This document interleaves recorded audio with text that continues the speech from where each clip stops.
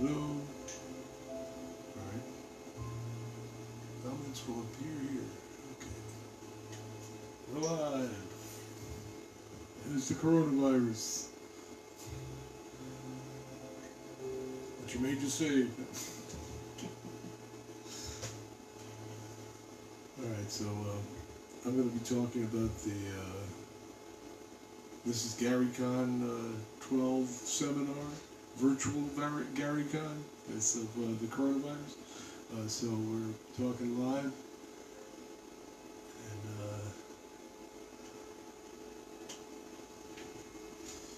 let's turn this light on. I can't even see it.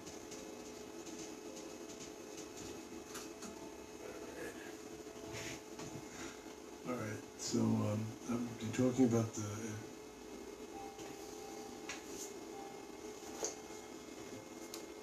Broken Castle adventure. It's a large adventure, and it's based on a 2006 campaign that I ran to the public.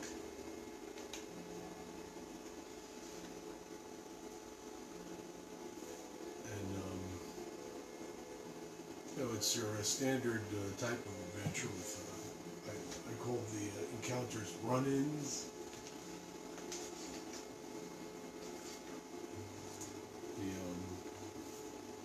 The town is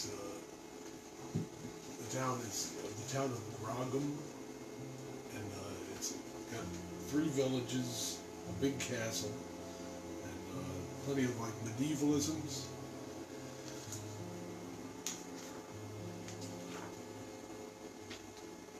There's what do you call it? This is where's the index? Let's go to the index. The mines. The mines were pretty sparse, but the main. I mean, it's actually like 3 adventures in one, kind of, because of the largeness of the 3 areas. That's why it's so big. I didn't want to like cut anything down because this is what they played. The adventure, and I kept making up new monsters for it, so I ended up with like 2 dragons and a bunch of different elves. These are the killer. No sound. Sounds so not working.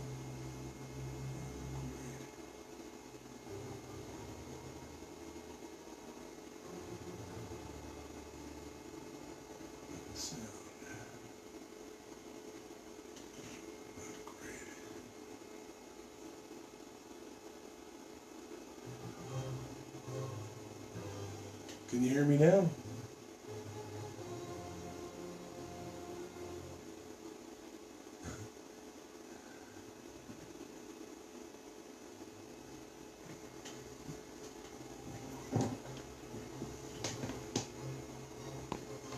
Whoa. Hey man, this thing's crazy. Anyway, here's some of the monsters that are in here.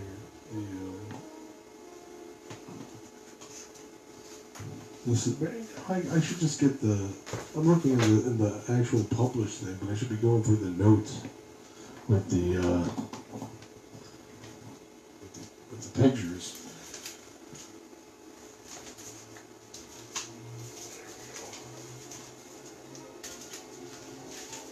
There we go. That's the.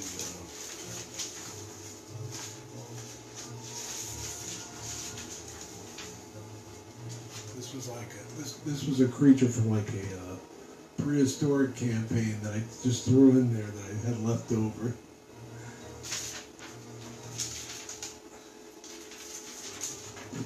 This is like a dead Viking that I had from like, I made him up in like the 80s.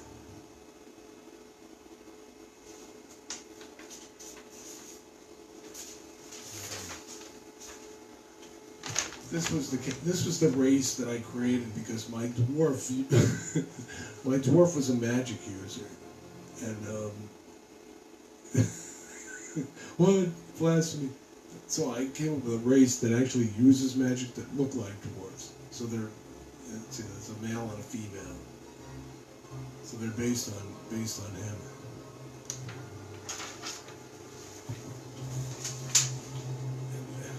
This is the original, what do you call it? The lamp bats.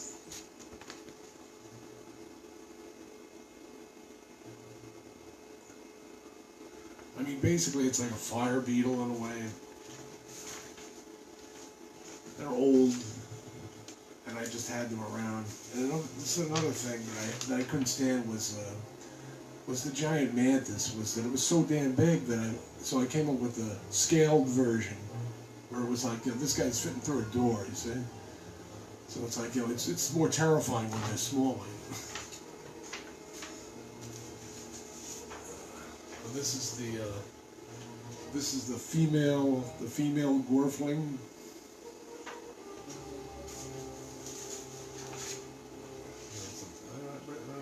I don't know what to do with the male.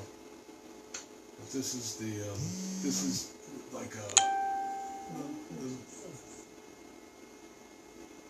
the male version of a caryatid column. Basically, it's the that was like a golem, and it was named after the female columns. But this one's like the male, so I just had that as like it's stuck to. Usually their hands are supporting something, so I just had that they have a foot attack, and I modeled for this one.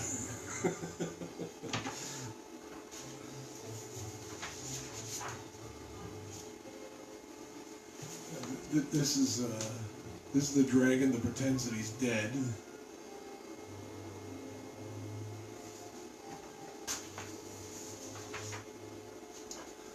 And this is the dragon that is like a creepy, sneaks up on you kind of dragon. And it's like a surprise attack.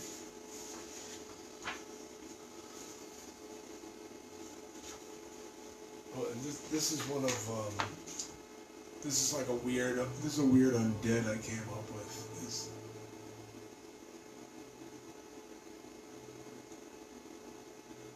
Dwarves could cast spells. Yeah, I mean that's the half dwarf thing was just like, that's what I called them for years, but then I actually came up with like, what do they call themselves? You know what I mean?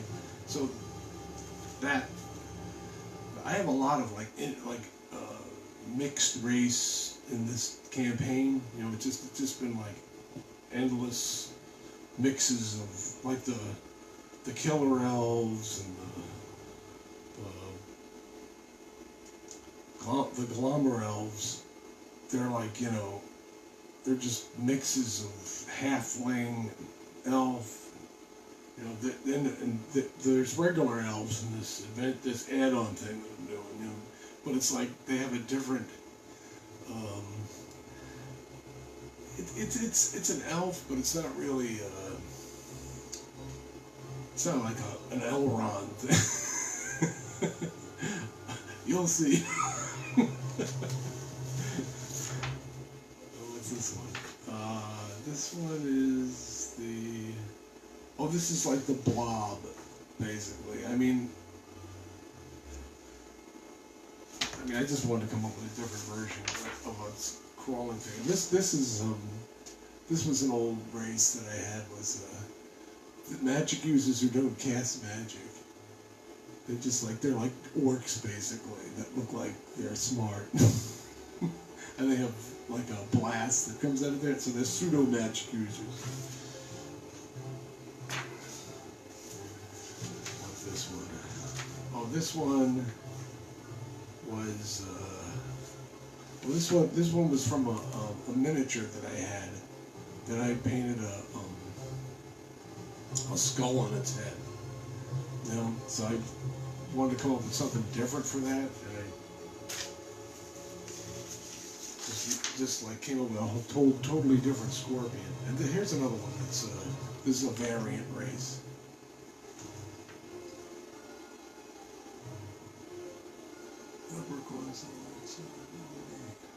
Races. Yeah, I mean that's what I was trying to do, like something that was new, but something that's familiar.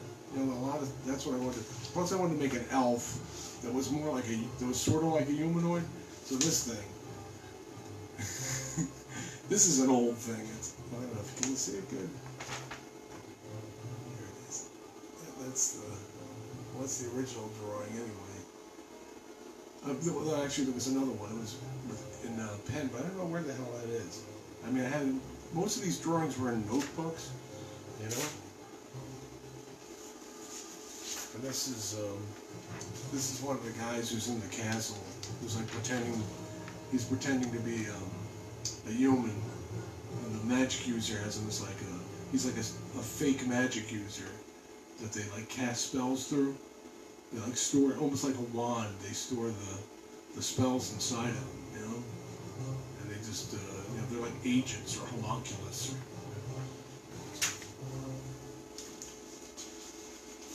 And this one is, this is like just a variant, you know, like going into the elemental plane, there's different things. And I think this was from, I don't remember, but it was an old thing that I had. It was books that were like a fire dragon made a fire dragon made of books.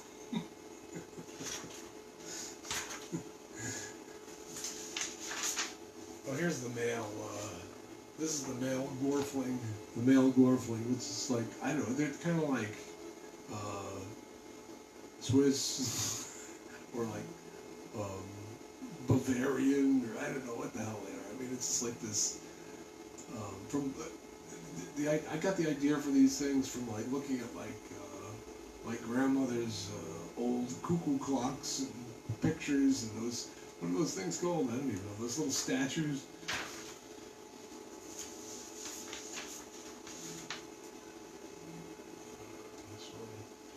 Oh, this one's another, this is a weird undead. This is I got the idea from this. This is from, what's his name? I can't think of his name. Arthur. Oh, God. What the hell's his name? Anyway, the story about the guy gives him the wrong prescription.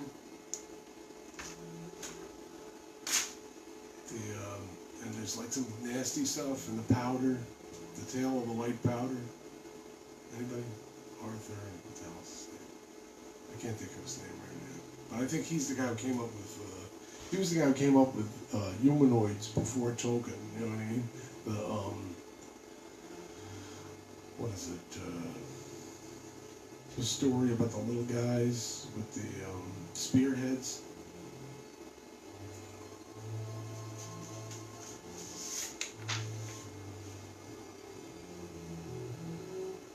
I don't know. Wow, I can't think of his name. He's like a Welsh guy. He's a Welsh writer. 1800s. I can't think of his fucking name. H.P. Lovecraft wrote about him. I don't know. Anyway, that guy was, here's another thing that's based on that same mentality with the... What are you doing? What? Was, What are you gonna beat me? Oh, you scared me to death.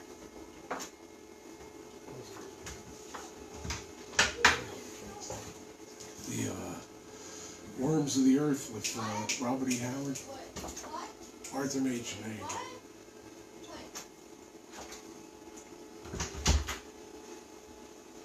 Yeah, Arthur Machen, that's it. And this one was like from Worms of the Earth, basically.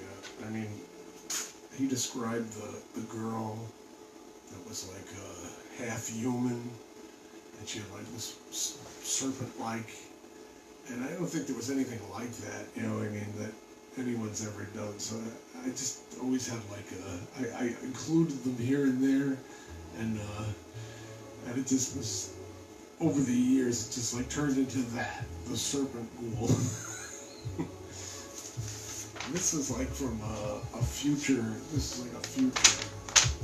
I think this is from Gamma. No, was it Gamma World? No. It was like a basically. It sounds like a modem, like an old modem. Or like, oh come downloads to the mainframe. This is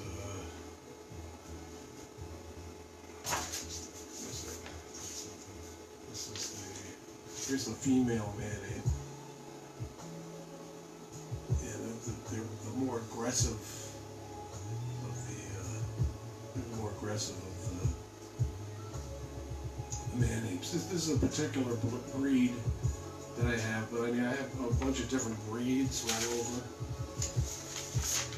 And I just include them as generic because it was like I didn't want to get too like, you know, they got a certain name and all that shit. So, but there's two varieties inside there. The other one is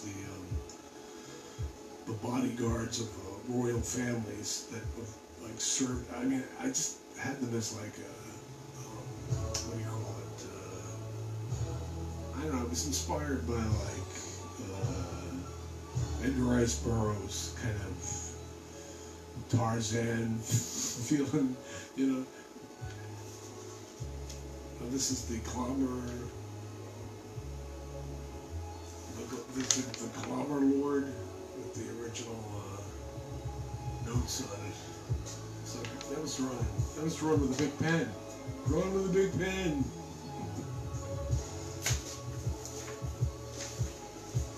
Oh, this is the good man-ape, the purple ones, which is I told you was more like a Tarzan. Noble apes and like, you know, I don't know if it was just a Frazetta feeling kind of something or another. I don't know. So these all the royal families of the Swordlands have these things like it's like, you know, hidden away, or they like in the inner chambers of their castles.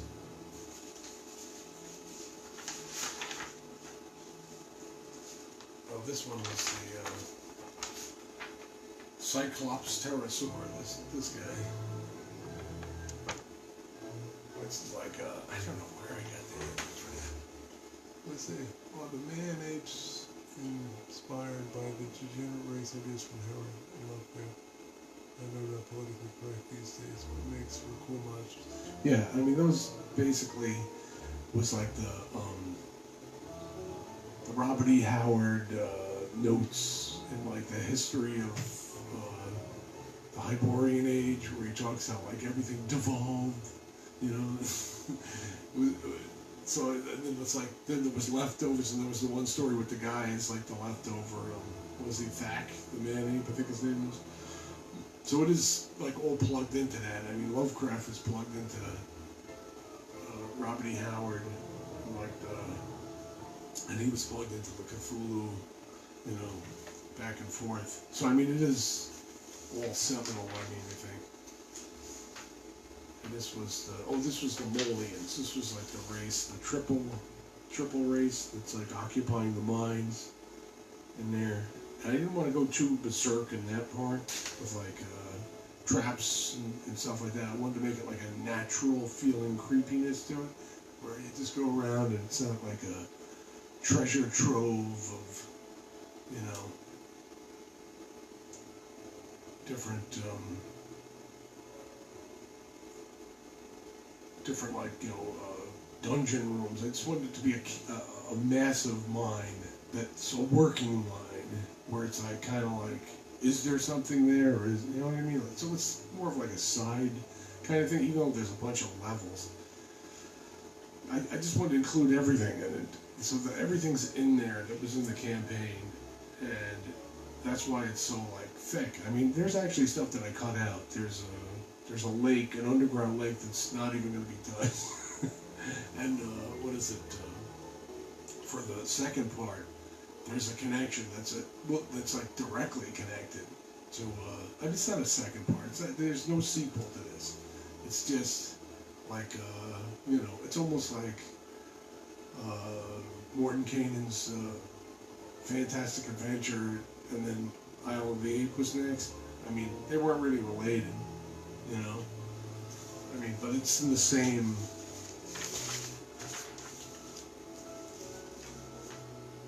Oh, this thing. This was. where did I get the idea for this thing? This thing I got the idea for this guy. Could you talk about Broken Castle playing out with the actual players? Oh, with the players? Yeah, I mean, it was like a rotating bunch of people. They were like coming and going, and some people were not showing up. It was crazy. It was like once a month, I think it was, and the most regular guy I had was this guy he was from Connecticut, but he was staying in like a couple of blocks away, so he was pretty regular, and he was a pretty good player, but he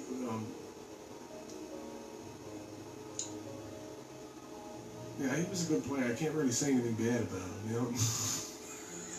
I can't. And then he moved, and then that was it. So I was like, you know, let's wrap this up. You know what I mean? And that was the last of it. But I mean, they were playing for a long time. It was like over a year, year and a half, and they got deep. They got deep into the main part, the Broken Castle, the one that's right here in the picture, and they got to. They got to the other side, and they were descending on the other side. So I mean, it was like they didn't hit everything, you know. I mean, so it wasn't like every area was played out, you know. And it wasn't exactly the way it was played out for certain things. Like certain things were just like a lot of standard D&D monsters. Like, you know, or there was more stuff in the actual campaign than there is in the book, where it's like, you know, there was, you know, hobgoblins I had in there, and then there was, what else was in there? Okay, there was carrion crawlers in there, there was halflings they found, you know.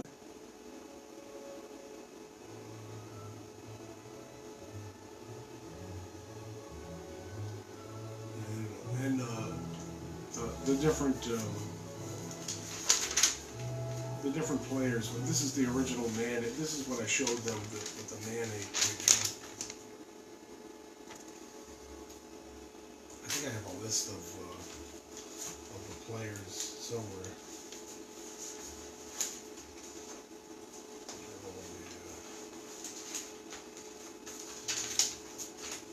These are all the monsters. And these are some of the maps. That's the farms maps, original, before they were touched up. This is,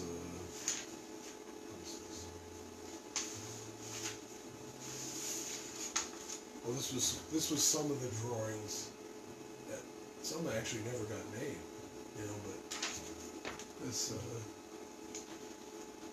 one here, it has the dwarf road on it, you see it?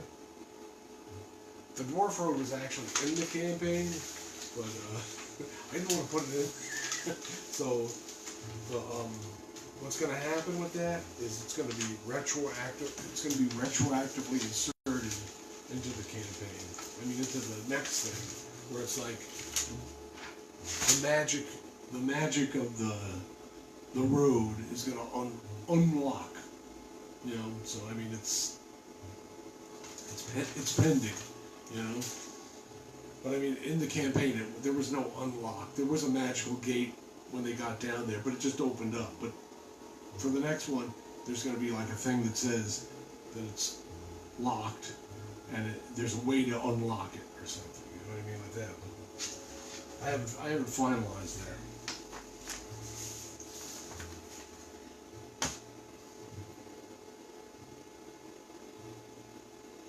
What's it say?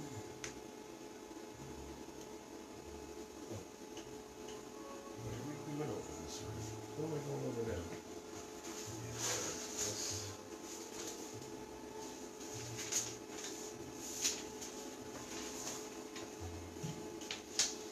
What the hell's in this one?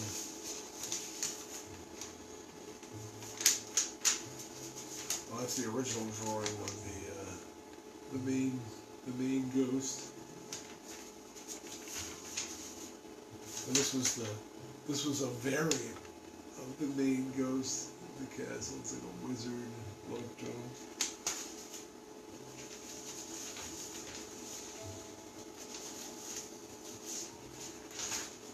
And this is the original. This is the original. This was given to the players for the orc mound. This is what they saw, and then of course it was redone. It's the same picture basically.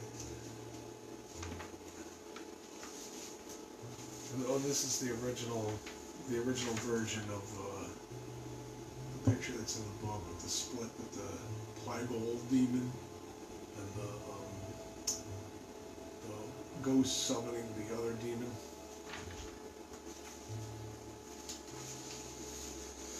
Yeah, the Weigel demon, which is pretty appropriate these days, was originally called the Cold Plague demon. This is the original picture, which is what's in the book is based on this. And that's the other demon that's summoned. It was related to those mock humanoids. The one that's on the cover of this guy. And those are the descendants. What's this one? This is their what the victims turned into.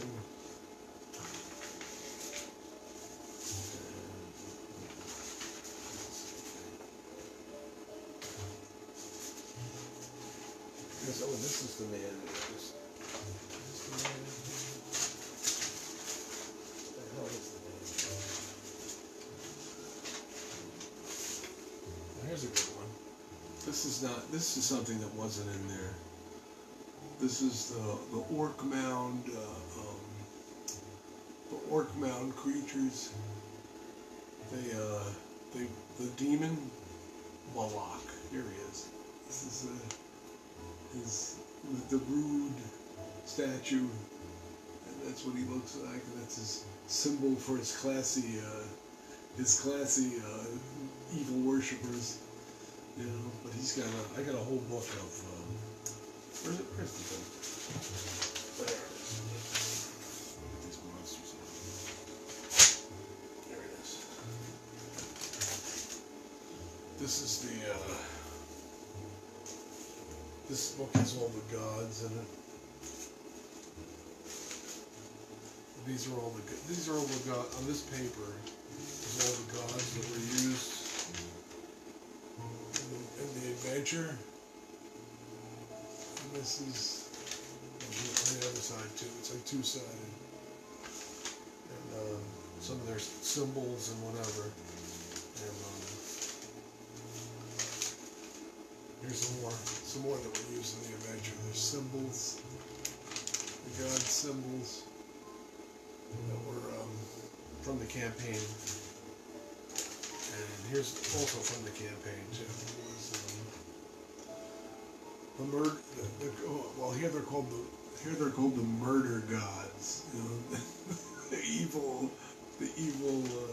five of them. See, so they had like the little statues to each one. This is like the cult, and they're all from different cultures. This one is here's the different cultures of the different cultures of the campaign. Is this one that looks like a Medusa? She's a Viking. And the Vikings are like the Romans almost. They're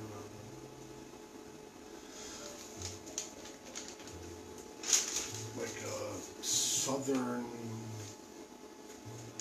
southern empire, and then there's like a variant of them. So I split the Romans into like two basically. They're like it's an old empire, and it's you know if I can't find something new to put in there, I'll just be like, oh, it's a Roman thing. But I mean, there's another one that's sort of Roman, but sort of Greek, but they're actually like bird people. And which one is one of these is? Yeah, he is. The hooded guy is worshipped by the bird people. And this guy up here is this guy here. He's like a Viking, Norwegian type. And what's this guy? This guy's an Egyptian. And oh yeah, this guy's the bird people too, the wasp head guy. So there's like two of those. And I got a lot of gods in this, but these are demons. So I mean bad guys or whatever. You know what I mean? You gotta have bad guys. You know, and that's the problem with fucking second edition Dungeons and Dragons. You got no fucking bad guys. You know. And this is all the gods, and this is my two campaign books. The one with all the gods. And this one has all the demons. There's a lot of demons in it.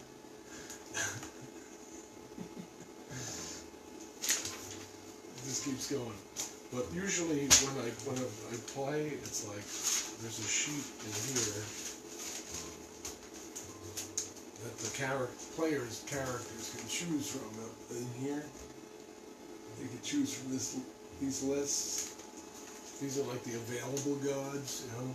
But I mean, there's a lot of gods. I think I must have like maybe over 1,000 gods, you know. So, what else we got here?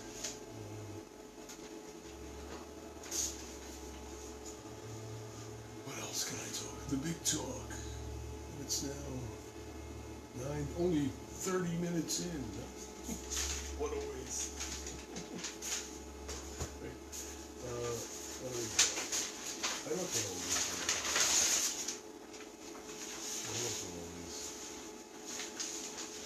You know, it's like you could say you do it, and then it's like, you know, as soon as you get to do it, it's like, what the hell am I doing? Oh, here's the this is the original. This is the original killer elf right there. Along with his friend the Globber elf. That was an old picture. You know.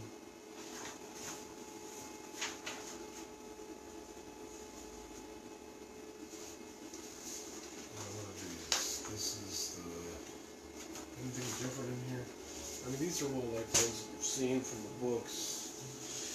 I mean, from the book interior. Oh, this was an interesting one here. This one. See, this one I wanted to do something. I wanted to do something that was a little different with like, as far as like standard castle crap. So I wanted to have like, you know, because you know TSR didn't really do anything that was like from a different culture. Because when came time to do that, it was just they didn't address it in a cool way. You know? So I wanted to like address something that was cool. That was based on like not mythical, because you know I mean how many things are you know sort of not mythical, and like a carrying crow in Dungeons and Dragons. How is that fucking mythical? There's no fucking carrying crow, you know. But still, it's like you know you think of like a dungeon or a castle or something like that, right? So I think along lines like that for different cultures. Like what are they going to be? What's this?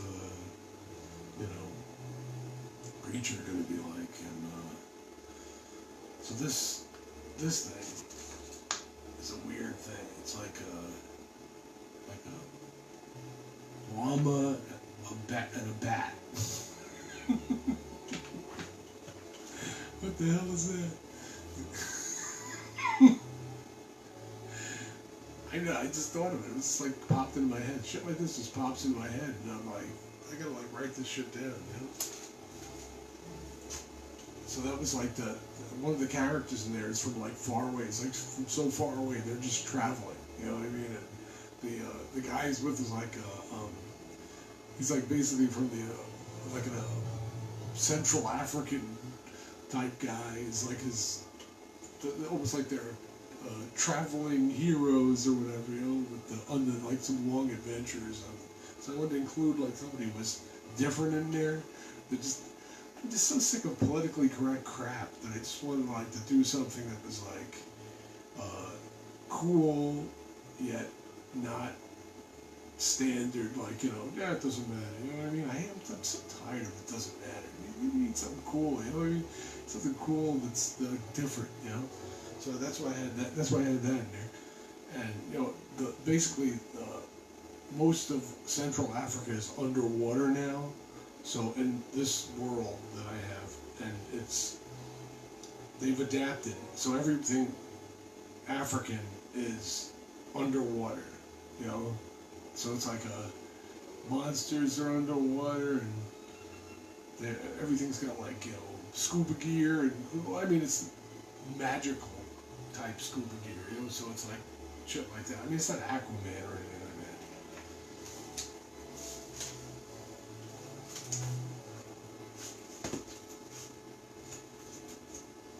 What else is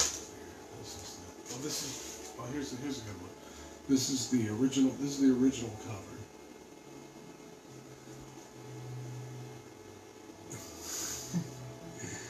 What?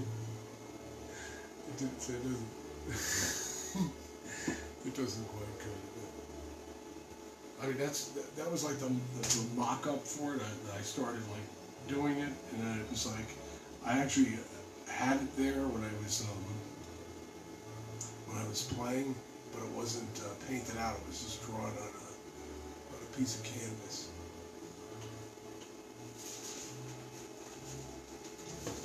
What else we got here? This is the new stuff. So I'm working on some new stuff for it with the next thing. So this is the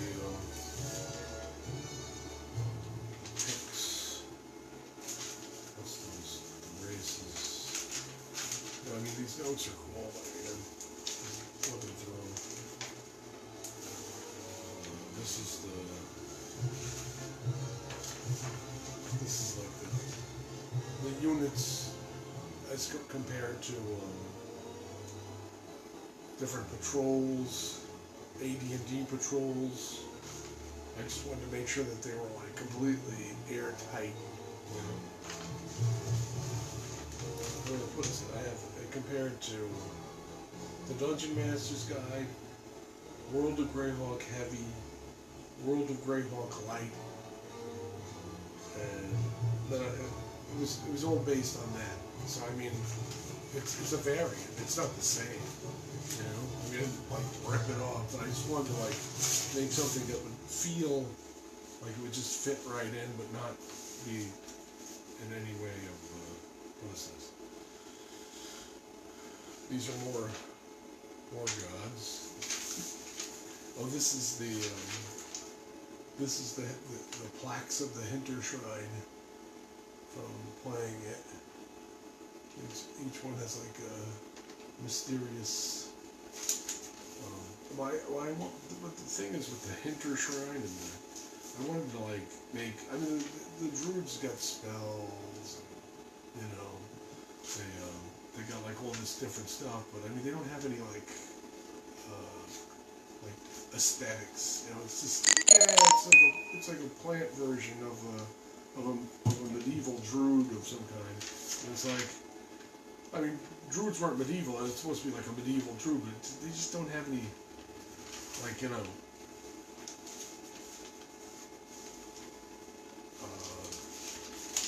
it's always plants, and it's just annoying, you know, and I don't like that style, so I wanted to like cut into that. What exactly is a druid doing? That's where I got that. Yeah.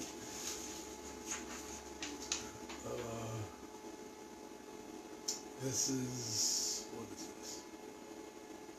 Oh, this was the original notes for the the Anchorite Tower. That's the original notes for it,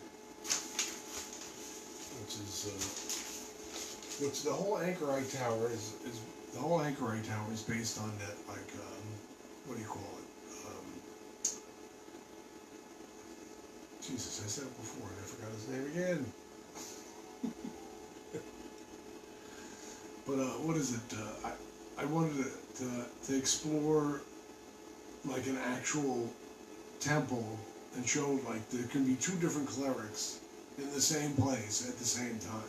You know what I mean? So that like, you know, I mean, I've played in so many D&D campaigns where it's like you go into the temple and everybody's like cookie cutter. It's you know, it's just a cleric straight into the player's handbook. You know, and it's just, you know, oh, you got your mace. You know, you got your standard issue holy symbol with a different symbol on. No, I wanted to make two clerics that were absolutely different in the same space, and that's why that was there. I mean, it's just, I don't know. I had it in the campaign, and I just was kind of like, this is something I want to do. So that was the reason for that. What else we got here? Oh, this is the original drawing of the. This is the original drawing. Well, before the. before the. What do you call it? Before it was played, the orc mound. This is the original. The leader. It's got the leader, and it's got the guy transformed, and then it has the evil god of the orcs there. And who is this guy? Oh, I think this was supposed to be a captive or something. What else we got here? This is head of the. Dude, this is like some of these weird notes. But the pricing that I used for the books is actually.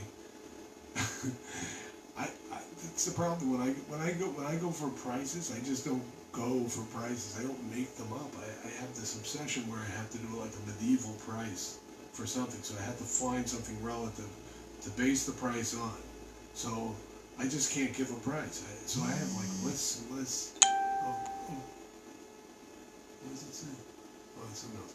And lists and lists of prices that just come from these like old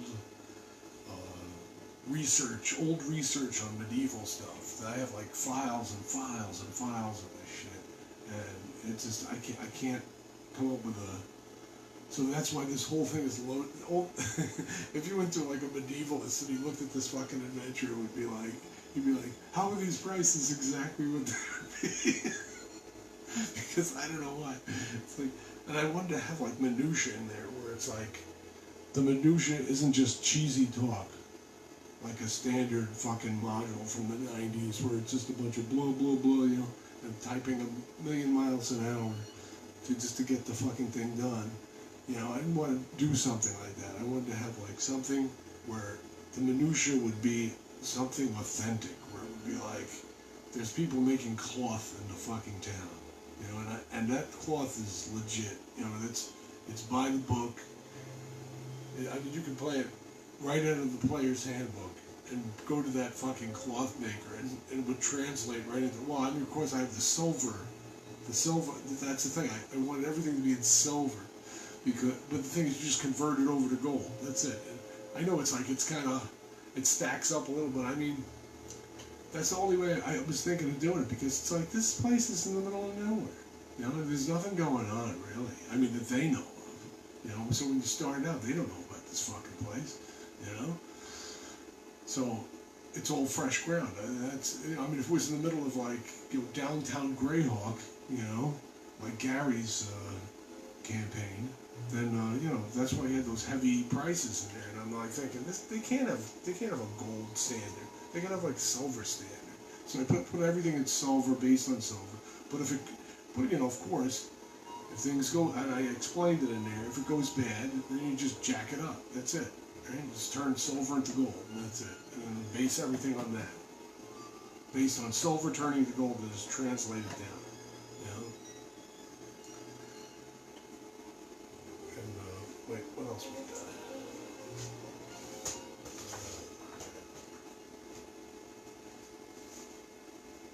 What's this one? Oh, this is the this is the cutting room floor. They didn't make the cut. This is the well, actually, this is some stuff that's for well, this is coming out in one of them is coming out in the add-on for Saturday, but this one is not. And this is this is all. I could actually do this at some point, but I don't know. The trout men. Yeah, they were in the campaign as well. So. The trouts.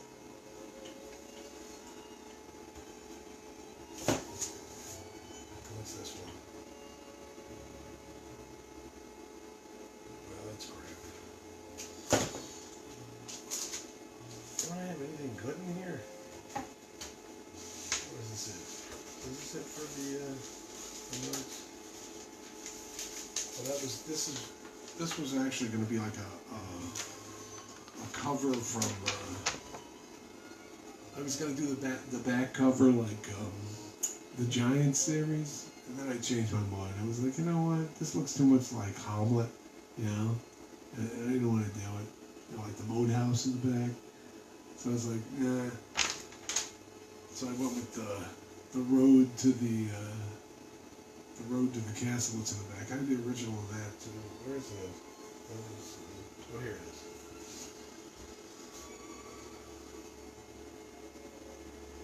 That's the original.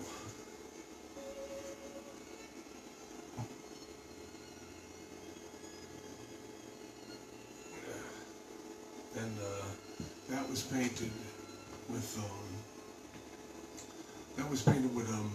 using the 3D. I made the whole village and the castle in 3D. I tried to do it earlier, but it couldn't come out. I can't even get it on here. But I made it in 3D, like one of those, what was it, Google? It was a Google map.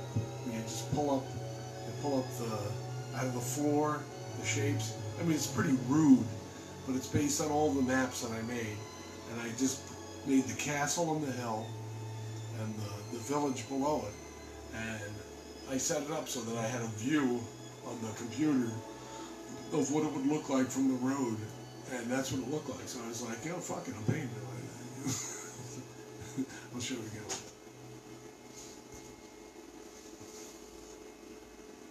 Yes, so it's like, you know, like standing here looking, and there's the statue of the unknown god, which was, you know, who is he? And that was the thing. It was like I came up with the idea for the unknown god, the unknown comic. The unknown god was.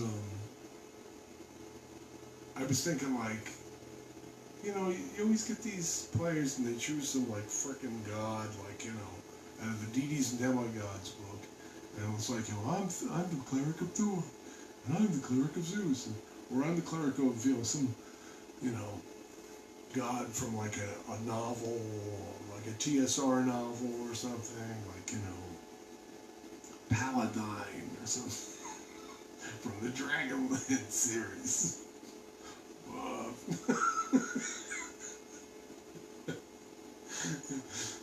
But I mean, seriously, I mean, it's like, I've heard so many people say that over the years, like, you know, that I didn't use Dragonlance, but I used Paladine, the dragon god from the Dragonlance series, and I just can't get into that. I had this one player who had like a paladin of Paladine. And it was just like, I don't know. It was just nothing that I mean, for a while I included every god where it was like, you just be any god. You know, like in the early 90s. And I had a list somewhere. I have a book of all the gods that I would include, and it was like other gods of like historical gods, fictional gods, and so I had this like massive list, and people actually chose Sora, which was weird. You know what I mean? What did I have then? I had him as lawful evil, you know, because of like orcs or whatever, and I I had them stat up. I actually started to stat up all the Lord of the Rings and it's weird the way I did it. It's weird. If people would see this, it would be like it would bug people out. It's like they have no Lord of the Rings identity. It's like they're almost like what Tolkien conceived them as, rather as what they're interpreted as in the text.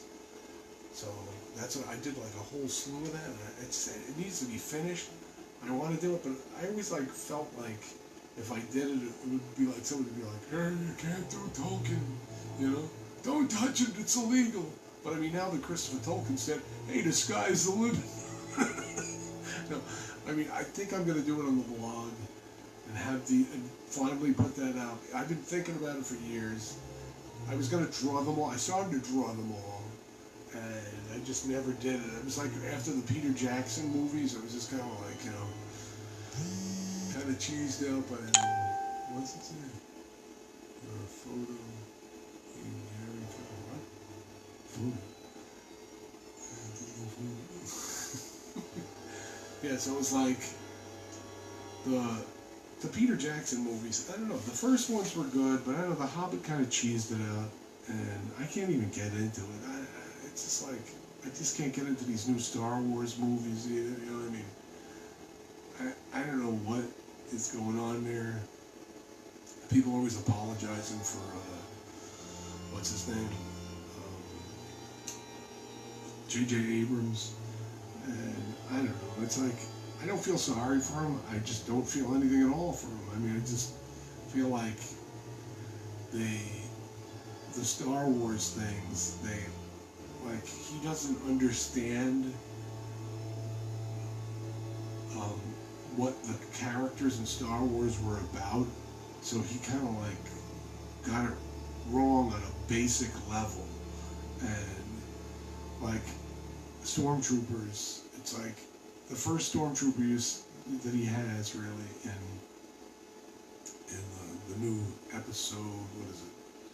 Episode 4, 5, 6, 7, episode 7, the one with the new Kylo Ren three-way lightsaber guy, and it's like the guy takes off his Stormtrooper helmet and he's like this, oh, he's this poor guy.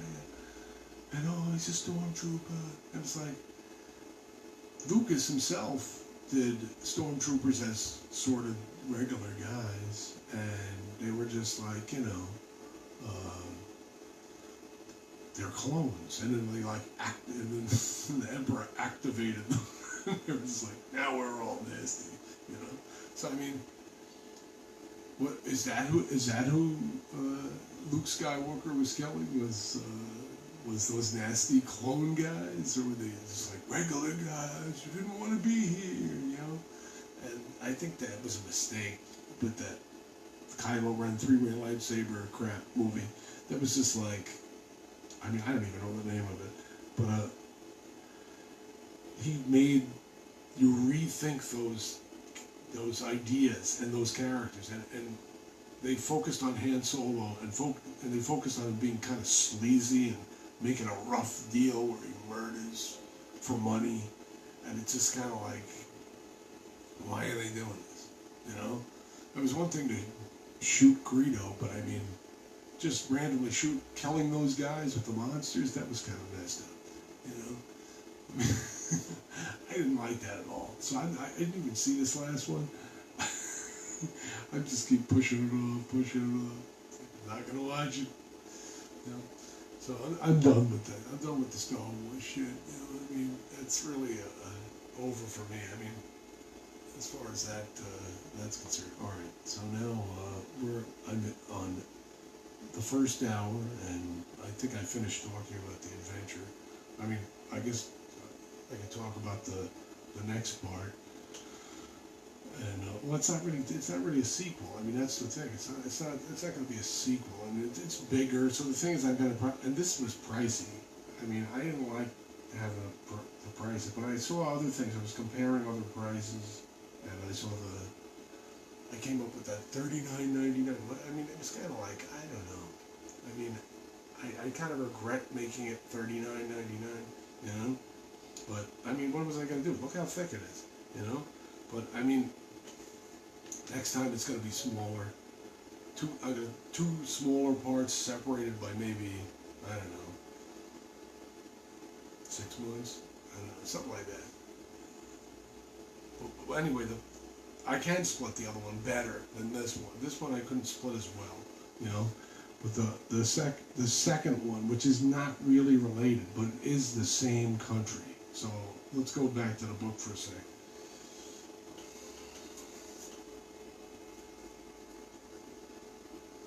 There it is.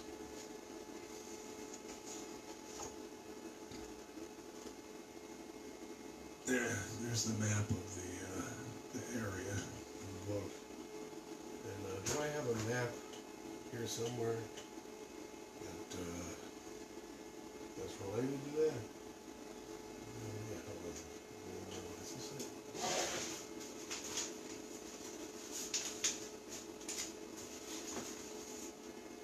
Yeah. Well, this is an older map. This was a map that I handed out to the players for the area, and it's not in the adventure at all, but it'll explain better the whole area. This is, well, now I'm looking at it backwards. What is it?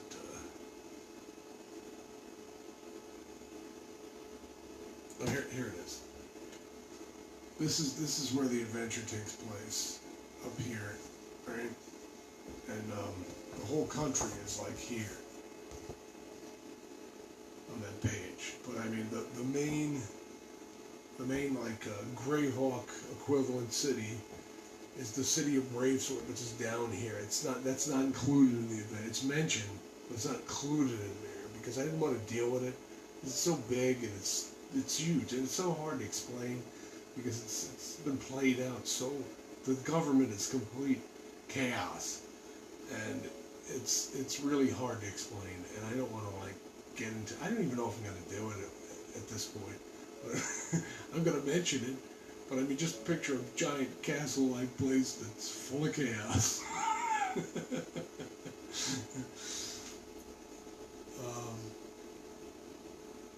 Yeah, this area, this isn't all of the Swordlands, but this was what the players were given. So it's printed out like a shiny sheet, kind of.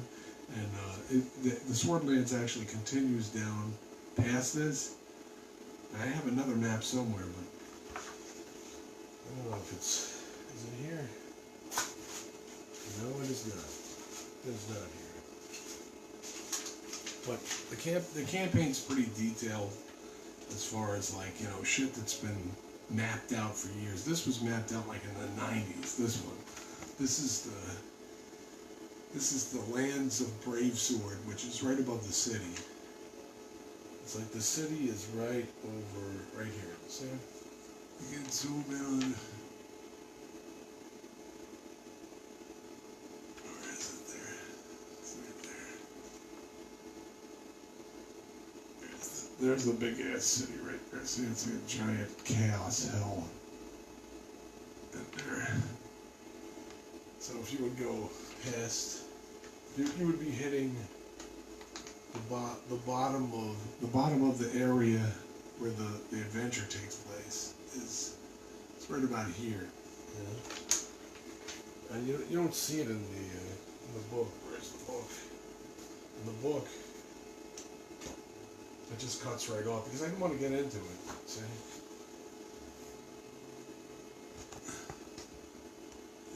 Right here, that's the top right there.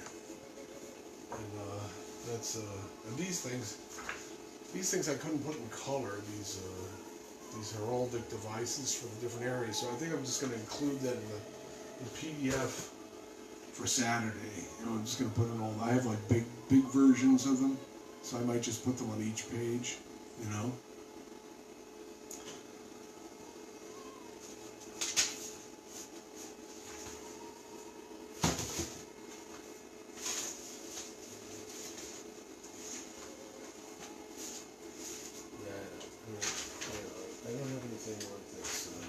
visual for. So I mean, I don't know. I mean, that's coming up. Well, that's the future. Is that area to the southeast is going to be like the next thing that I'm doing. But I mean, there will be in the way future past that. There's another thing.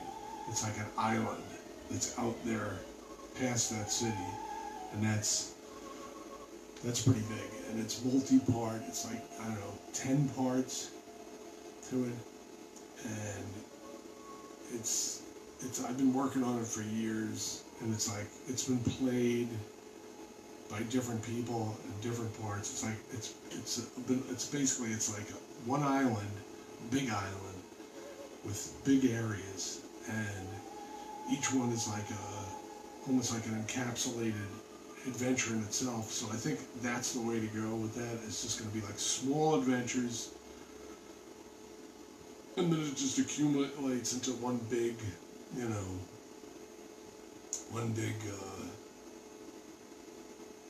series that like interlocks or whatever. That's, and what is it? What else we got to talk about here? We've got all right. So maybe now it's time to switch gears and talk about this Greyhawk crap. Let's see what we got. This is the old Greyhawk binder. This is like, I got like printouts of this I've had for years. It's like, right, I think I might have like scanned some of this stuff and showed people online. It's like crayon in like Greyhawk areas and countries.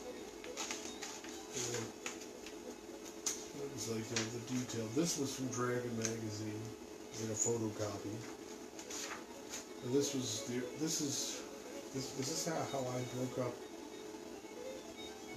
Or is this like is this the official one? Oh no, this is how I broke up the bandit caves into different areas based on just shit I made up that wasn't based on the dragon map. And this is a photocopy. This was a drawing of with crayons. See, I drew out like the areas based on the ownership. But this was made up. The Bone March. And I came up with rulers for every area. They're all humanoids, of course. And then each one has like orc, ogre, gnoll, kobold. This was for a long time I had this. And this is just, it's all just like made up. I used to have the rulers in here, but I think this was my drawing of Ayus originally. There, you see him, based on the novel. I just drew him like as an old man, and that was like the symbol for the book.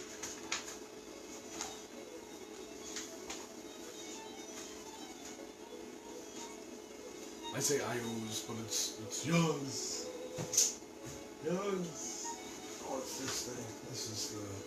This is the City of Greyhawk maps that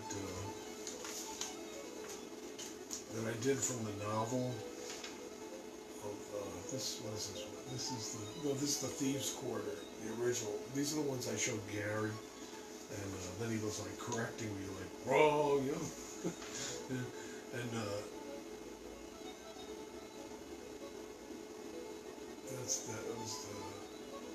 I based this on his novel,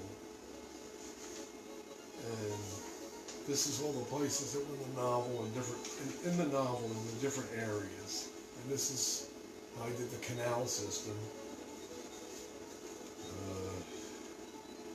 What's this? And these are just Greyhawk notes too. They're just randomly inserted right here. And this is This was my first attempt at it, which was around 1990, I think. Is this one? And this is the foreign quarter, and this is the Halls district, and this is the low quarter. Clarksburg. This is the River Quarter. This is the University Quarter. So I mean, I did all of them, and you know, I mean, he was just like wrong. You know, it was like because he was very like, you know, he wanted it to be perfect. So then it was like because I posted this one map that I did based on these. And this is what I posted. And this is what he didn't like. This one. This I put on the website. It was supposed to be the Craftsman's Ward, the Craftsman's Ward, the Thieves Quarter. No, it's not the Craftsman's Ward. It's the Foreign Quarter. The Foreign Quarter, the Thieves Quarter. It's down here. The Foreign Quarter, the Thieves Quarter. And he didn't like these. He didn't like these because if you look at it, the streets, I just kind of like just said, what the fuck, you know, they're just New York City, even streets, and he said they wouldn't be even, you know, because that's the way, because it was the original, this was, what he said was this was the original city, the old city was the original city, and he said the original city was like a village that turned into a town, and then the town turned into a city. So it was like he didn't want to undercut it. So it was like he said, "Well, I'll tell you what to do. You know, and I'll come up with something that's more detailed that you could do. You know." And I was like, so I kept drawing back and forth, and he was just like, and he kept telling me that it wasn't right. You know, he said, "No, it's not right." And he was very picky. He didn't want anything that I was like doing. It's like it's not right. And he's going on about, wait, where is it? Is this it?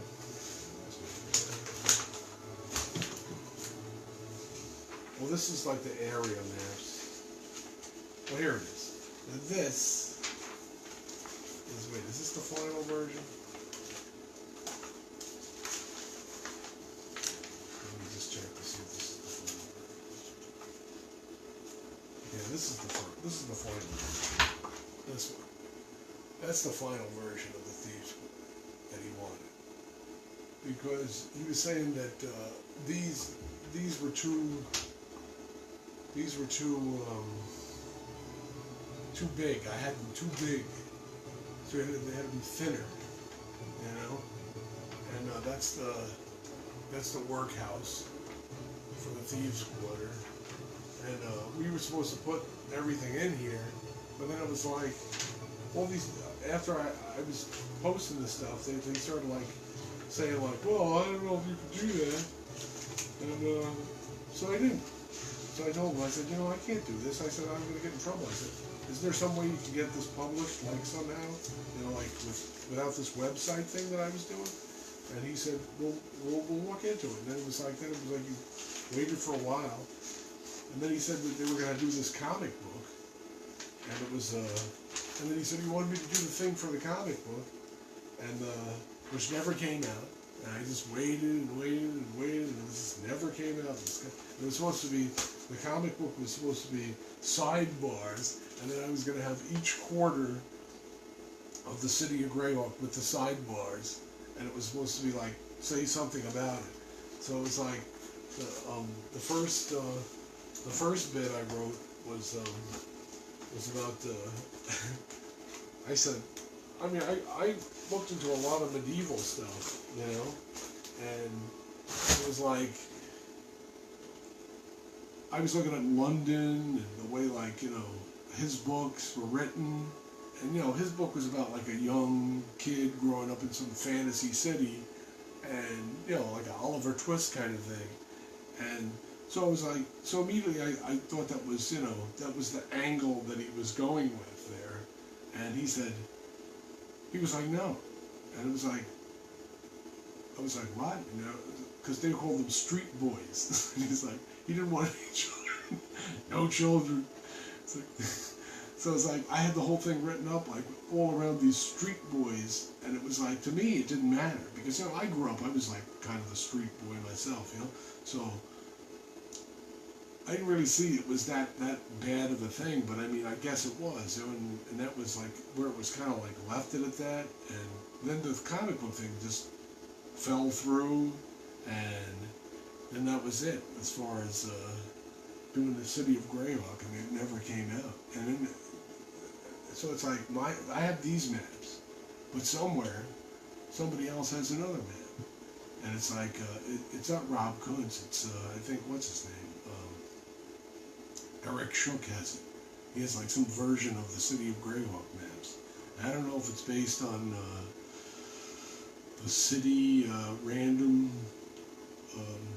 modular system where you just put like city blocks together. I don't know if it's based on that or if they came up with something else. I don't know. But and then somebody said that one went for sale somewhere.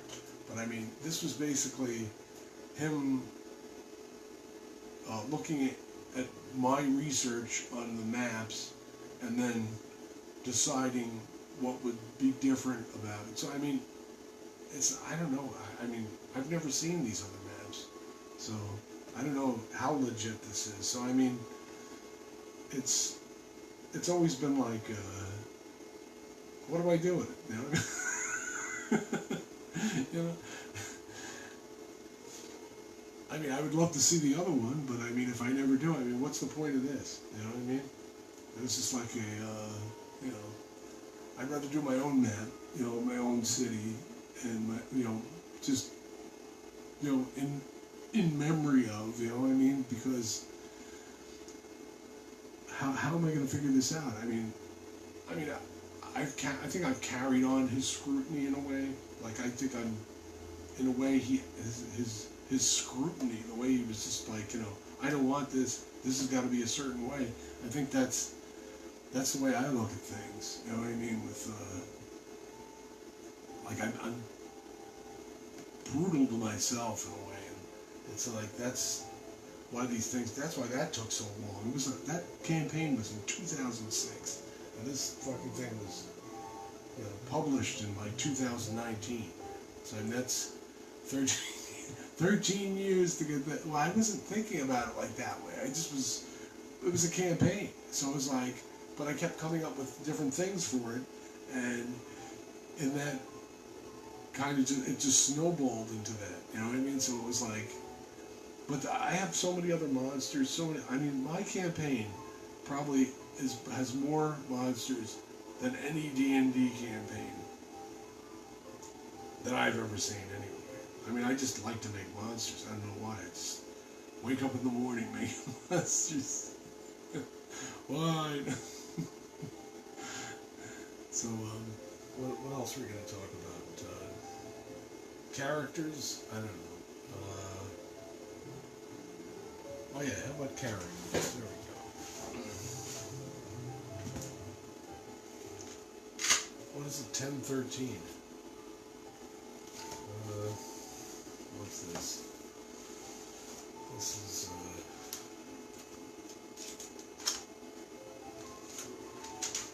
some lame characters. Where's the good characters?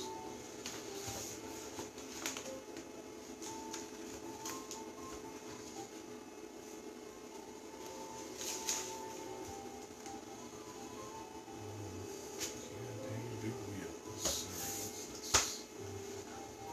Oh, here's some good ones. This is a character race. It's not a character race. It was like a monster race, almost like what was it? The race of the forgotten ones. The race of the forgotten ones. These guys have been around for a long time in my campaign. I think that was probably one of the first original monster races. And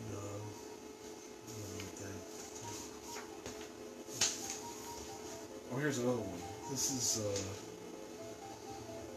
like a Gandalf ripoff that I had in like the 80s. Torque the Terrible. This is was this Random the Magic Use was from Rob Kuntz's module, was Random Shop, and it was just named Random Shop, so I named the guy Random. It was like, it just kind of like, he kept coming back. This is like kind of like a user end. Now here's another bad guy. He's an Egyptian cleric who recurring, the Great One. And here's another one. This is probably this is the main villain of the campaign I've had for years. This guy. This guy is probably like wheeling and dealing behind everything. So that's his like evil sigil, and I adapted him to Greyhawk. I mean, he's an old bad guy, and he was adapted to Greyhawk. So he has like kind of like a bunch of Greyhawk crap written on his sheet, and but that's the guy. He flies around with he's a flying castle. And this is what is this guy? Well, this guy is the leader of the other drones. This guy. Yeah. Who's this guy? Oh, that's right. This was this guy was the Dracolich. This was a Dracolich guy. This guy's another old campaign standby guy. It was a lich. Old Skull.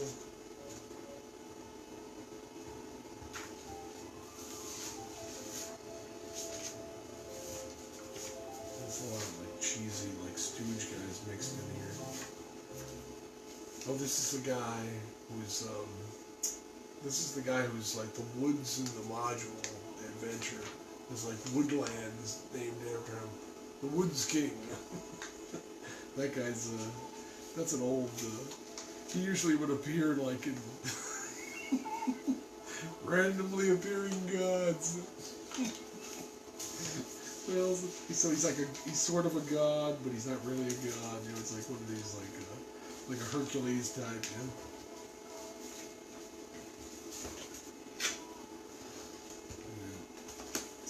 That's that. And what else can we? What else interesting D&D crap can we go over?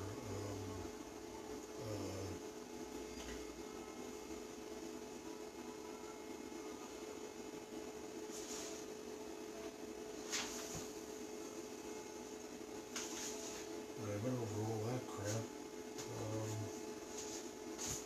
Went over this. This has the. That has my old World of Greyhawk cover is preserved in there because it got ripped off. The book itself is like shit. I think it's in here. It's so like in such shitty condition. The one from 1983. It almost looks like an old tome. Oh, here it is. Look at this. Look how worn out this thing is. Like brown on the edges. Yeah, so that's I think I read that so many times that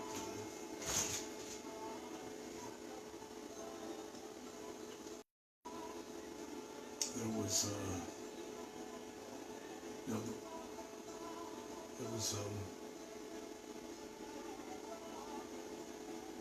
I mean, the World of Greyhawk. Everybody wanted to do that was the thing. When we did the World of Greyhawk, it was like 1988, I think, or is it 87 maybe, 87, 88, where it was like, so many bad products had come out from 85, the end of 85, 86, 87. Then by the time, the end of 87, it was like a call for like legitimacy, you know what I mean? With like, you know, stop doing your old shitty fucking game and start like, you know, doing something official, because, you know, now you're going off the fucking deep end and you got like this bad shit like piling up that like, whose monster is this? Who knows? That's something that somebody made up, you know what I mean? Like that. And we want something legit and official, and that was like there was a big push for it. Everybody was pushing for it because the products that were coming out were just crap, you know? And it was after Gary was gone, so it was like D&D was kind of like going downhill, and and they were like, World of Greyhawk, you gotta use that Gary Gygax book, The World of Greyhawk. So it was like, instead of using the shit that we had been using for years, we started adapting to the World of Greyhawk, and then we said, where's this in the World of Greyhawk? You know, so it was like, we started putting stuff on that map. And, you know, and then it was like years went by, and then we started making World of Greyhawk stuff officially again, without Gary, and it was terrible. You know, I mean, they were just terrible. I mean, some people say, oh, that's good, and it's like, I don't know, whatever. It's like fucking like new Star Wars. No thanks. Yeah. And so it's like, I kept asking Gary about Greyhawk. Greyhawk, could you tell me some more about Greyhawk? And it was like, you know, it got to the point where he says to me, he's like, you know, half the stuff that I looked at that you showed me from your campaign, he's like, that's just as good as Greyhawk, or even better, you know? And I was like, and I started mocking my own shit, and I was telling him like some of the stuff that I'd come up with, and he was just like, "What's wrong with it? Why do you keep putting yourself down?" You know, and and it was like kind of like I was like, "Wait a minute, you know? I mean, maybe you know he's right. You know, I mean, I shouldn't be like putting down shit, and I should be like making it better. You know, if it was bad, I got to see the good side of it and try to make it better. How could it be better? You know?" And so that's how my thinking goes. So it's like, is this really a bad idea, or I just haven't thought about it right? You know what I mean? I haven't thought about it in a different way. You know? And it's like, you know, he's like, new spells, new monsters, new whatever. I mean, the original books, you know, these. What are these things? I mean, you know, some people adhere to these things, and it's just like, you know, they're stuck on it. Like where it's like, you know, well, let's use this spell that's in here. You know what I mean? But it's like, that's not the way I look at it. It's like, that's a guideline. You gotta adapt that. If you want a new spell, you're gonna base your spells on that formula. You know what I mean? It's gotta come from that. If you make a new monster, it's gotta be based on that formula. It's gotta come from that. Because if you can't, you know, if you can't make up new stuff, the game gets stale. And it's like, well, we want to pit this typical elf against this typical bugbear and see how this plays out, right? And that's the way it was originally made, and that's the way we're going to do it. No, it wasn't. You know why? Because all those people playing, those old timers playing, they had no fucking clue what a fucking bugbear was going to do. You know what I mean? They had no fucking clue what a fucking elf was going to do, or what the hell it was going to have. It had an invisibility ring, or, you know what I mean? It was like, all this shit was mysterious. It's not a game of chess where you know you have to go battle by battle and figure out what exactly is going on, and then you retreat, you know? And that's another thing. It's like, that I see all the time, and frankly, I don't know. I mean, it's kind of like, people say it, but it's like, I think about it, and it's like, is it really true? The total party kill. Total party kill. I mean, they say it like it flows right off their tongue. And it's like, how can that even happen? You know? Is that possible? You know? I mean, I could happen, but I mean, has the referee failed because everyone's dead? You know? It's like, is that a reflection of the players, or is it a reflection on the referee? You know what I mean? Did he produce produce a good game? Was it clear enough that they knew what they were doing? You know? And that's one of the things that bothers me about that. People just saying it like it happens all the time, and that's the way it should be if it's old school. And it's like, that's another thing, old school. And people use that term, and it's like, hey, you're old school, right? And it's like, no, I'm not old school, because it's like, if that's what old school is, then I'm not that. I'm not the guy who kills everybody, you know? I mean, I'll kill you. Don't get me wrong. I'll kill you. I mean, it's a game. It's got swords, and somebody's probably gonna get axed. You know what I mean? That's the thing. You know. So, you know, you're playing a game. If there's not a possibility of complete defeat, then what's the point of playing it in the first place? You know what I mean? So I mean, that's the way I look at it. And I mean, I can understand that a lot of people could get killed, but this total party kill thing, I just don't. Well, they really messed up. You know, it's like, did they really mess up, or did the referee really mess up? You know, I mean, that's the way I look at it. You know, I mean, I just don't think it's possible. You know, I mean, I think that, you know, I don't remember Conan ever being in the total party kill. You know, damn it, it's Conan Book 5, where he's totally party killed. You know? It's like, I don't know. I mean, that's kind of like, it has to be a game. It has to be fair, and you can have losses, right? You can have losses without total party kill. You can have a big loss, you know. But to have everyone die in one game, that's kind of weird, you know. I mean, it just shouldn't happen that often. It shouldn't be a term. TPK, you know. KO, not TPK.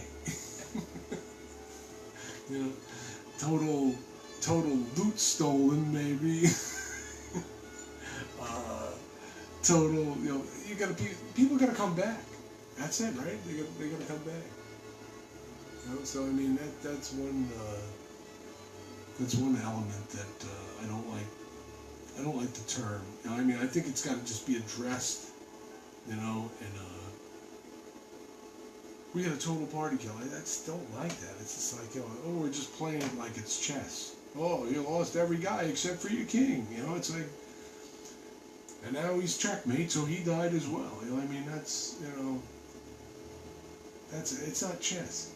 You know, it's, you know, you can have a war, and, you know, but if the captains surrender and they get kidnapped, right, then that's it, right? I mean, that's, you get ransomed off. You know, that's the medieval thing.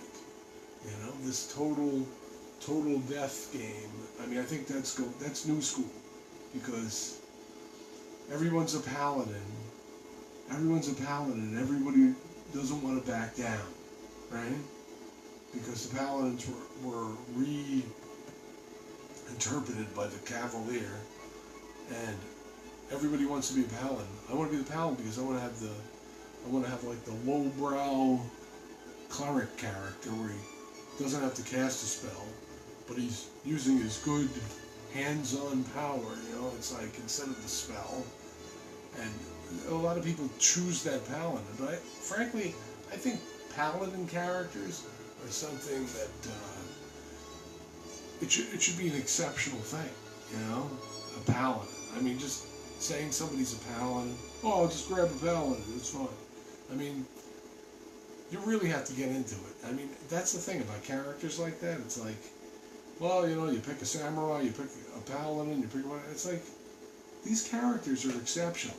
And it's like, for an exceptional paladin character, it shouldn't be two paladins in a party. You know, I don't think that's a thing to do. I mean, two knights maybe that want to be like paladins, but to have paladins themselves, people who act in certain things, and it's like a challenge for them to whatever. I don't think the game was revolved around that, and I think a lot of that reflects on like some of Gygax's comments on, you know, these hypothetical. What would the party do in this hypothetical situation? You know, and he like came out and said, like, you know, well, yeah, the paladin would defeat all these guys, and you know, I mean, not getting into details, but I mean, he would defeat them and you know, dispatch them or whatever. You know, I mean, that's what he said, and it was like a paladin, and it's like, but some people play the paladin where it's like they're just like these, what? An orc needs to be going back to parochial school. It's like, it's an orc. It's not going to parochial school. You know, it's a rotten thing that's not able to function in society. You know, it's like it's not redeemable in any way. There's no redemption there. So I mean, you're not gonna get, you know, you're not gonna get like the human capacity there. And see, I think that's the thing about games like that. It's like some people lose track sometimes. They forget what the heck this stuff is based on. They just think, well, yeah, I'll just grab me this and I'll just do, hey, well, and let me rig the system and play it out. And I think this is how these questions come up. You know, I mean, these, you know, these hypotheticals like that. I mean, it's just too much play and not enough thinking. You know, I mean, sometimes you do got to do a lot of thinking on these subjects to make a good adventure that works for everybody. And I think when it comes to that thing that I made, I put a lot of thought into it. And one of the things that I did about my adventure, another pet peeve that I can't stand that's in here, is that I didn't put any fucking story. There's no story. There's no story in here. It's like, if you look at this, where's the story in here?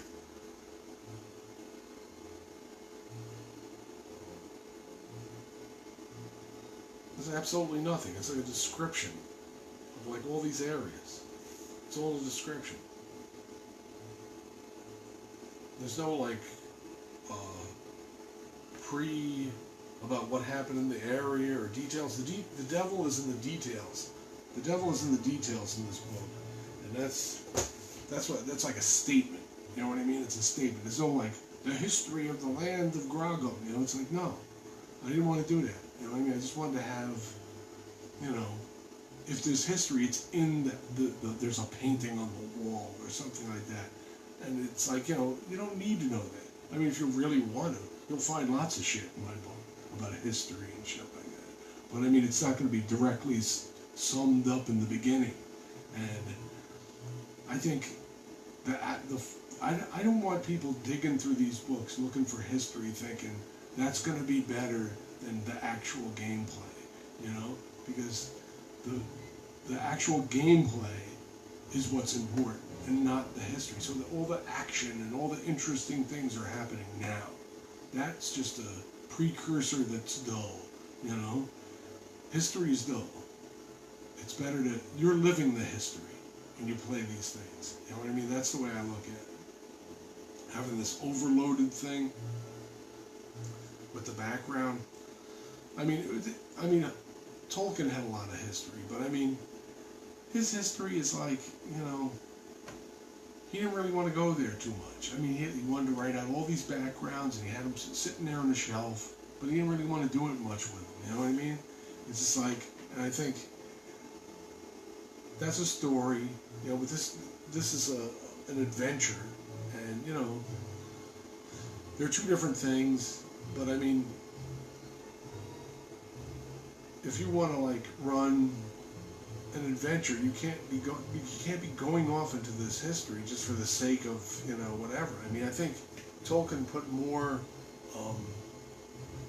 importance on the study of folklore and stories that involved creatures and magic and things like that, because all of his stuff is taken. I mean, he's not very except for like the Hobbits maybe. But even then, I found a reference where it rolled right off into a Hobbit, you know, from an old, I think it was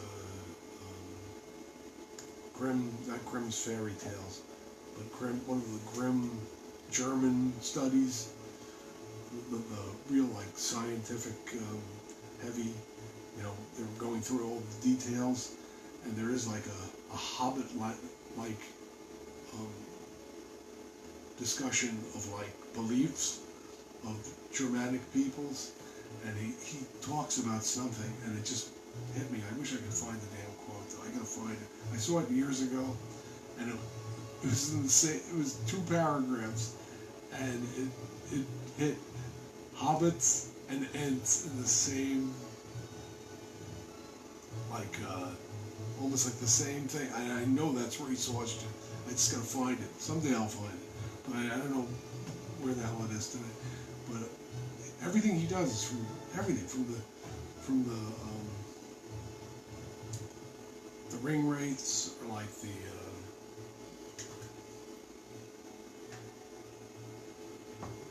the ring rates, are like the dance macabre, where it's like they're marching to their doom. I think that's like symbolic, and you know, and there are all these different elements from different things put together, and that's how he comes up with this idea. It's like he wouldn't come up with an idea right from his own, like, you know, I'm just gonna come up with this fucking beholder or some shit, right? He would want to take research and then combine it to make something that's legit. You know, that was the Tolkien mentality, I think. And when I come up with ideas, I sort of go to that, but I don't depend on it. You know, I'd rather come up with something that feels good, but then once it feels good, then I want to legitimize it. So I think I'm like the opposite of him. I start with like a feeling, and then I go with the research. And I think he went with the research first, and then he would finish it off with a feeling, you know. And I think that's the difference between monsters that I make, the stuff that Tolkien put together, you know. I mean, this thing, this creature that was in the tree seneschal, that idea was when I did the thing for Rob that never came out, and I never even gave it to him. It was like some kind of a thing that he wanted me to do, magical worlds or something, and I came up with this idea for a log that was alive, and it just, you know, it never came out. He never did it. And that idea just festered in my brain for so long, and eventually turned into that. And it was like, where did they come from? Are there others? You know? and that's how this thing came about. It was like a tree. It's almost like the tree from the trees from the Wizard of Oz, kind of like it's stuck there. You know, it's like a tree that's stuck there. It's not walking around. And, you know, I mean, I've seen The Wizard of Oz like a million times. You know, I've read the book twice. Did I read the book twice? I read the book when I was young, and I read it again. And I never got into the sequels. There's a lot of sequels, like, I don't know how many, 30 sequels he made to the Wizard of Oz. But, you know, I always liked the movie with the, you know, because it's, the movie it's a visualization, and I think that's like, you know, one of the things that when you play these games, it's like good visualizations, and if you can't visualize things, you know, you can't really have a good game. And you know, like the people say they were just using it, but when they were looking for these online, how do I play this convention online? I forget the term.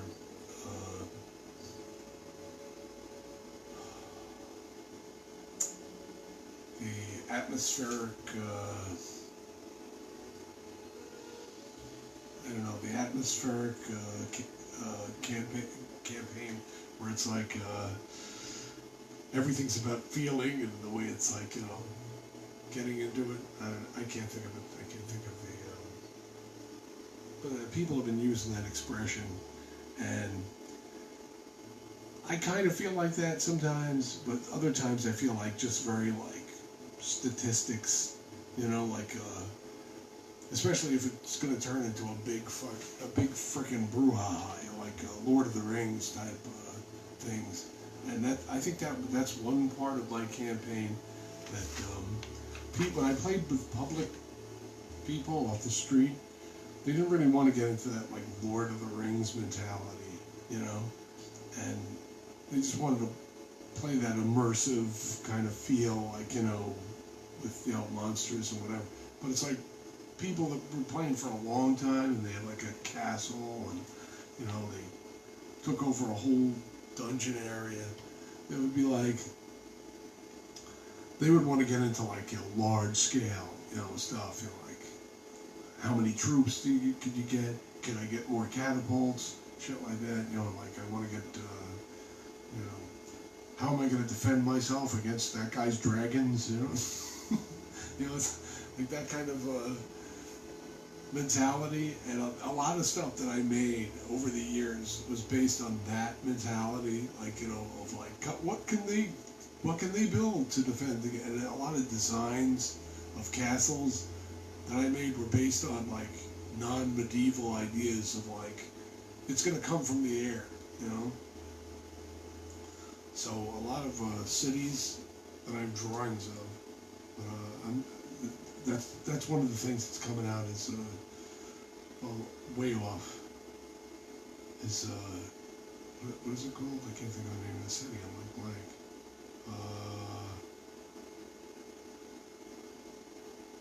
Zajijia. That's the name. City of Zajijia. It has like defensive towers that they can defend against like winged creatures, and it's the second version of it. There's new Zajijia and there's old Zajijia in the campaign, and both of them are going to be part of like a thing way off. It's way off. That's the island thing I talked about earlier, where it's like there's a main city area, and then there's a destroyed city right next to it. Like, it's not right next to it, it's like across, across like a field. I mean, it's not like right next to it, but you can go from the city across the field to the destroyed city. And that island has all these like outer areas that are like, because of all the rulers were all magical. So they had all these hot spots all over the island, and that's the basis of the whole thing. And there's the five of them, the five original rulers of the city who disappeared, and that's not an ongoing thing. That's not part of like the main campaign. Those 5 magicians. So 5 magicians are part of the history of that island or whatever, and it's not like a history where it's like a write-up of a history.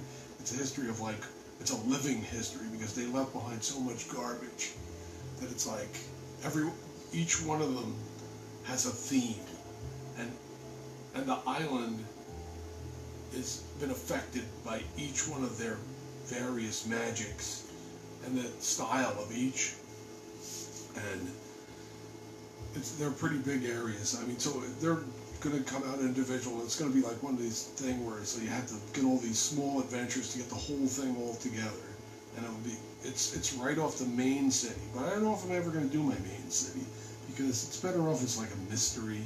I mean, I really don't want to get into it like Gary got into it with Greyhawk. I mean, people go in the gate and like anything can happen. It's malleable. I mean, I think it's, in some ways, it's like a version of New York City, but like a fantasy version of New York City, and it has different elements of that incorporated, like, but fantasy versions, where it's like the dwarves built these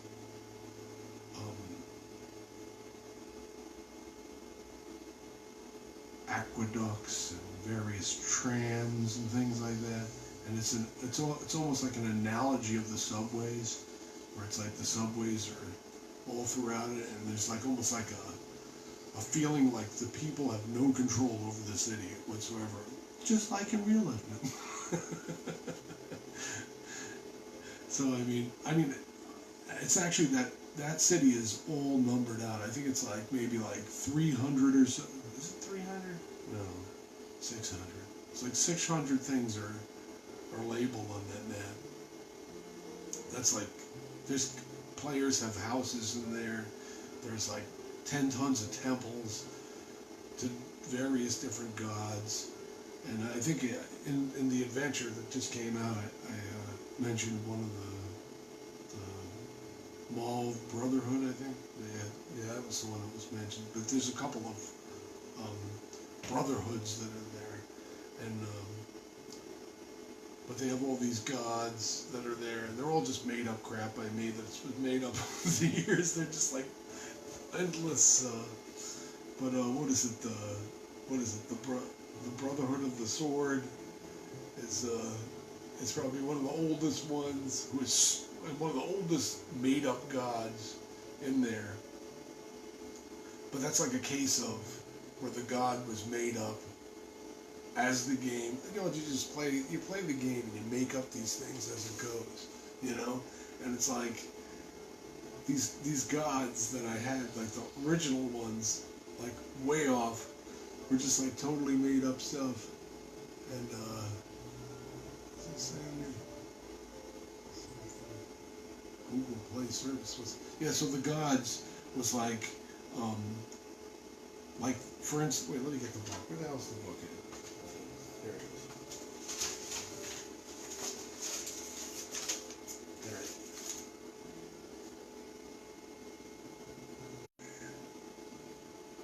Did it stop?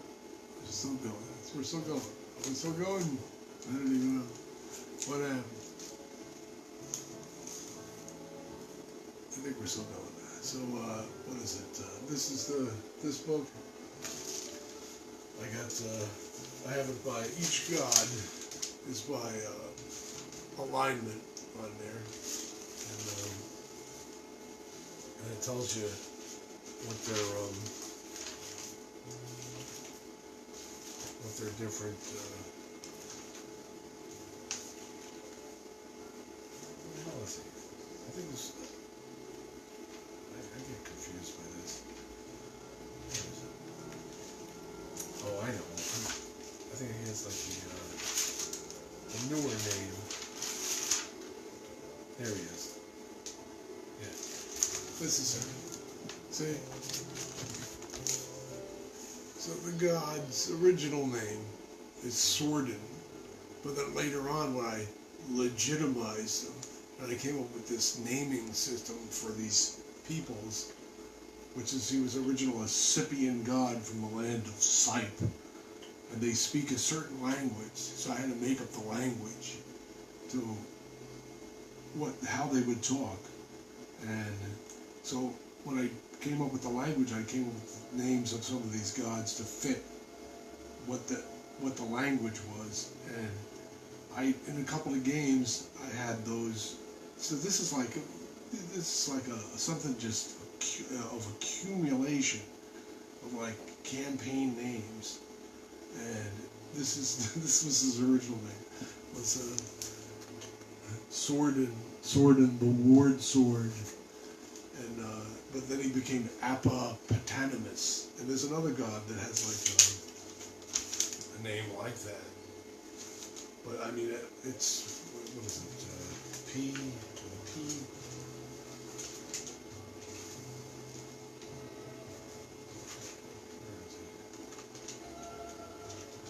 I can't find it right now, but no,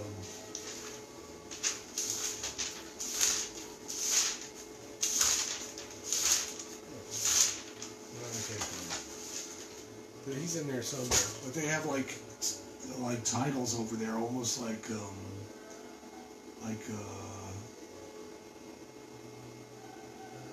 Welsh as App is the the title of their surnames, you know.